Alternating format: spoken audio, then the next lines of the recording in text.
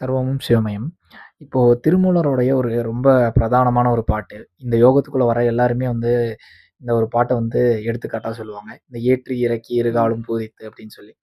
இப்போ இதுக்கு ரீசென்ட்டா வந்து நெறைய பேர் வந்து ஆ ஏற்றி இறக்கி இருகால் பூரித்துனா, இந்த 2 கால்கள வந்து பூரிக்க வைக்கணும். அது அப்படியா வந்து சொல்றாங்க? ஆமா. அது போய் ரத்தத்தோட கலக்கணும். அப்போ வந்து பூரிக்கும். ஆ பாலு ரத்தத்தோட கலக்குதா? அப்டின்னா, அந்த மந்திரம் வந்து ரத்தத்தோட கலந்து அப்படியே அங்க போய் பூரிக்கணும். ஓம்னா ரத்தம் அப்படி இப்படின்னு நெறைய மிஸ்கன்செப்ஷன் சொல்றாங்க. ஆனா சித்தர்கள் வந்து அந்த மாரி எங்கேயுமே சொன்ன மாரி இரு காலும் பூரிக்கும் அப்படின்னா, அவங்க இந்த பிசிக்கலான 2 கால பத்தி பேசின மாரி எங்கேயுமே அதுக்கான ப்ரூஃபே கிடையாது. ம். ஸோ இதோட உண்மையான விளக்கம் என்ன?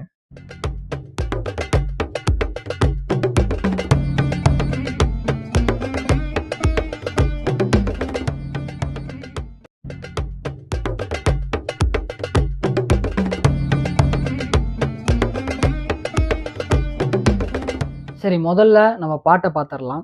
"ஏற்றி இறக்கி இருகாலும் பூரிக்கும். காற்றைப் பிடிக்கும் கணக்கு அறிவார் யாரும் இல்லை.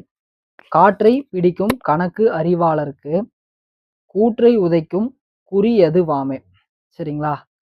இந்த பாடல் வந்து உங்களுக்கு கொஞ்சம் புரியணும்னா, இதுக்கு முன்னாடி நம்ம வந்து ரேசகம், பூரகம், கும்பகம்னா என்னன்னு போட்டிருப்போம்.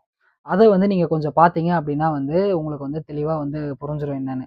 ஏற்றி, இறக்கி அப்படின்னா, இந்த இடத்துல வந்து அவங்க பேசுறது வந்து, நம்மளுடைய இந்த பூரகம், ரேசகம் இது சாரி பூரகத்த பத்தியும், ரேசகத்த பத்தியும் வந்து பேசுறாங்க. ஏற்றி, இறக்கி இருகாலும் பூரிக்கும் அப்படின்னா வந்து, பூரிக்கும் அப்படின்னா வந்து, அந்த இடத்துல வந்து முழுமைப்படும், பூரணப்படும், முழுமையாக வரும் அப்படிங்கிறது தான் அர்த்தம். சரிங்களா? ஏற்றி, இறக்கி 2 கால் அப்படின்னா, 2 கால் என்னது? இந்த 2 கால் இருக்கே அந்த 5 விரல் அதுவா?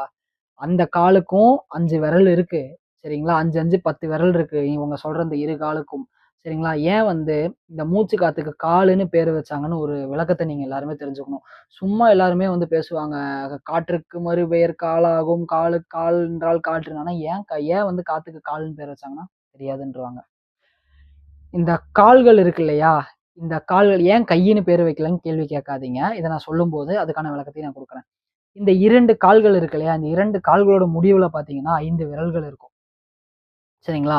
இந்த 5 விரல்களும் எத குறிப்பிடும்னு வந்து பார்த்தீங்கன்னா, நம்ம உடம்புல பஞ்சபூதங்களாகிய சிவய நமவ வந்து குறிப்பிடும்.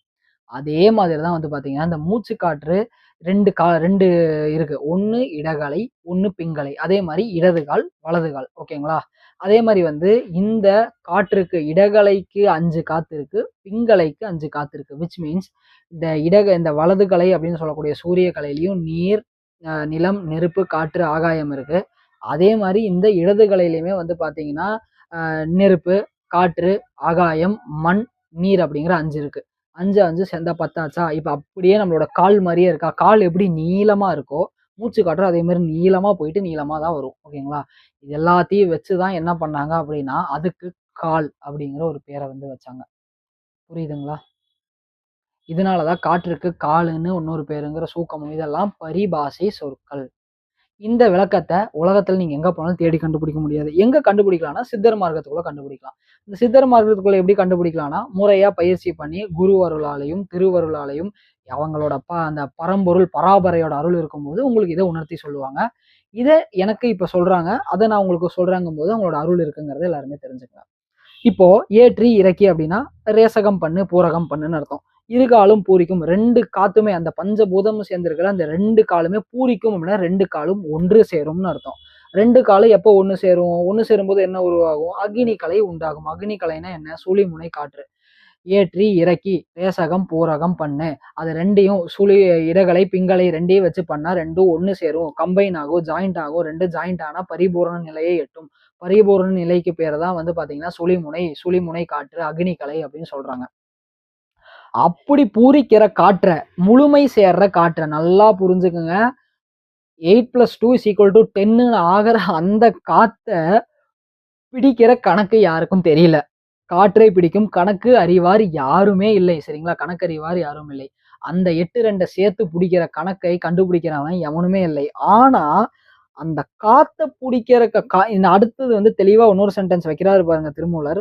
காற்றை பிடிக்கும் கணக்கறிவாளர்க்கு, காற்றை பிடிக்கும் கணக்கு அறிவாளர்க்கு அப்டின்னா, இந்த காற்றை பிடிக்கிற அறிவாளர் அவர் நினைச்சிருந்தா இந்த இடத்துல காற்றை பிடிக்கும் ஞானிக்கு காற்றை பிடிக்கும், யோகிக்கு காற்றை பிடிக்கும், சித்தனுக்குன்னு வச்சிருக்கலாம்.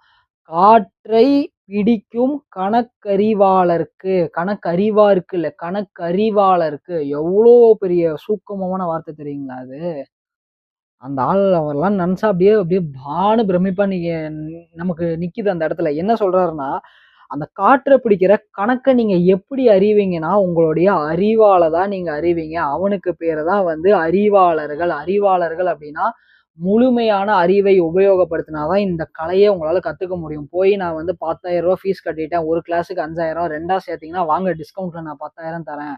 அந்த ஆளுக்கோ, இல்லன்னா வந்து நான் வந்து உங்களுக்கு வந்து 2 வருஷம் நீங்க வந்து பிராக்டிஸ் பண்ணீங்கன்னா, வாங்க அடுத்து உங்களுக்கு டீச்சர் ட்ரெய்னிங் தரேன்னு சொல்ற இந்த மாரி ஆளுகளுக்கோ, அப்படி இல்ல அப்படின்னா வந்து இந்த மாரி எதுக்குமே வந்து இந்த வேலை நடக்காதுங்கிறது தான் திருமூலர் அப்படி இப்படி ஓப்பனா சொல்லிட்டு போறாரு. காற்றை பிடிக்கும் கணக்கறிவாளருக்கு காற்றை எப்படி பிடிக்கணும் அப்படிங்கிற சூட்சமத்த வெளிப்படையா இன்னைக்கு நான் உங்களுக்கு சொல்றேன். இது யோக நுணுக்கத்துல அடுத்த ரகசியம்.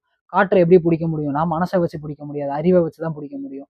அந்த அறிவை வைத்து காற்ற இப்படி புடிச்சீங்க அப்படின்னா, மனம் அப்படியே கன் மாரி நிக்கும். இது சத்தியம், உண்மை, 100% உண்மை. இத நீங்க எப்படி பண்ணலாம்னா, இதுக்கு நம்ம பயிற்சியின் மூலியமா தான் பண்ண முடியும்.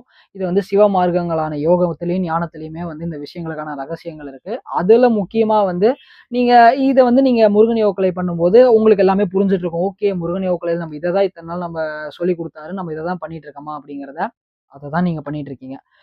கணக்கறிவாளருக்கு கூற்றை உதைக்கும் குறி அதுவாமே. இத அறிவ வச்சு புரிஞ்சுக்கிட்ட அப்படின்னா, யமன உதைக்கிறதுக்கான ஒரே ஒரு உபாயம் இதுதான். சிவாய நம என சிந்திப்போருக்கு அபாயம் ஒரு நாளும் இல்லை. புரியுதுங்களா? சிவாய நமனா என்ன?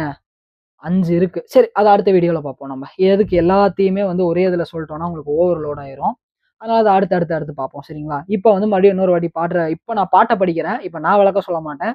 அந்த பாட்ட படிக்க உங்க மனசு, உங்களுடைய ஆன்மா உங்களுக்கு இப்ப விளக்கம் சொல்லும் பாருங்க. இதுதான் வந்து சித்த மார்க்கத்தோட ஸ்பெஷாலிட்டி. ஏற்றி இறக்கி இருகாலும் பூரிக்கும். காற்றை பிடிக்கும் கணக்கறிவாளர் யாரும் இல்லை.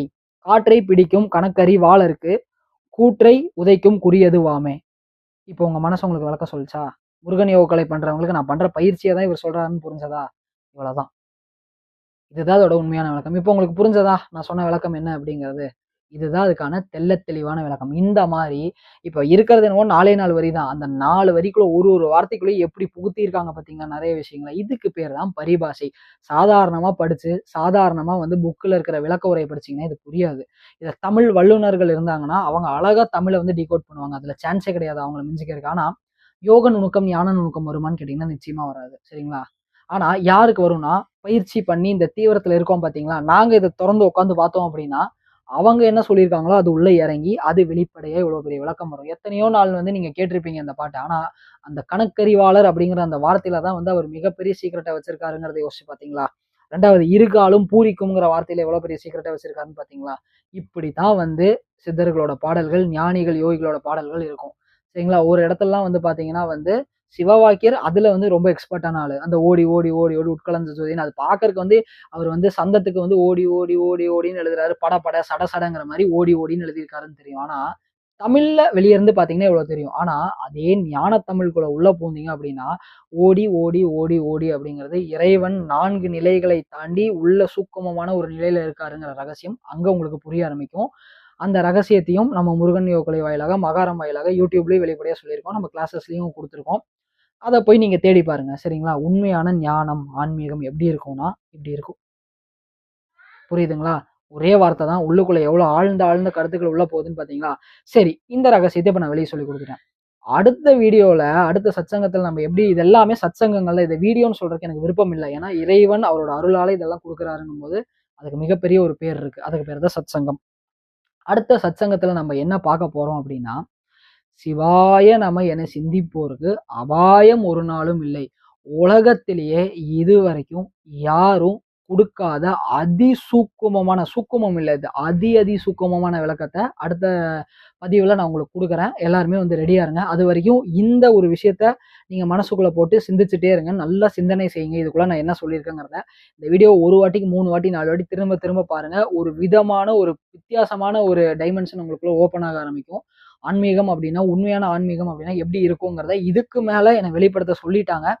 ஸோ அதனால வந்து நானு இத்தன நாள் அதனால தான் அமைதியா சில வேலைகள்ல இருந்தேன். இப்ப வெளிப்படுத்தணுங்கிற காரணமும், கால கட்டாயமும், நேரமும் வந்தனால இந்த விஷயங்கள் எல்லாமே ஓப்பனா குடுத்துட்டு இருக்கேன். விருப்பம் இருக்கவங்க இன்னும் ஆழ்ந்த நிலைக்கு போகணும் அப்படின்னு நினைச்சீங்கன்னா, அதுக்கு ஒரு ஒழுக்கம் எனக்கு தேவை. அந்த ஒழுக்கத்த வர வைக்கிறதுக்கு தான் மகாரமோட முருகன் யோகக்குள்ள 21 நாள் வகுப்பு. வேணும் அப்படின்னா தாராளமா ஜாயின் பண்ணிக்கங்க. இறைவனோட அருள் இருந்தா தான் உள்ள வர முடியும். அதையும் சொல்லிடுறேன். சர்வமும் சிவமயம்.